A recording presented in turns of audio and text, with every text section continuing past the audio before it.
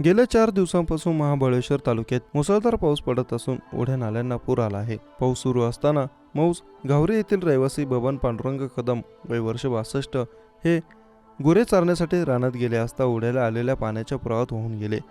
या घटनेची माहिती समजताच गावकऱ्यांनी त्यांचा शोध घेतला असता ते मिळू शकले नाहीत। घटनेची माहिती मिळताच जिल्हा आपत्ती व्यवस्थापन पथक वृद्धाचा शोध घेण्यासाठी दाखल झाले।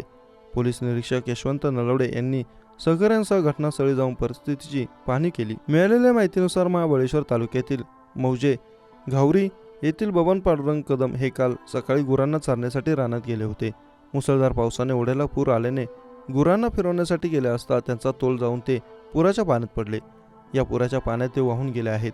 या घटनेची माहिती मिळताच मौजे घावरी ग्रामस्थांनी अथक प्रयत्न करून त्यांचा शोध घेतला, मात्र ते मिळू शकले नाहीत। या परिसरात मुसळधार पाऊस पडत असून विभागातील गावांशी संपर्क साधणे जिकिरीचे झाले आहे।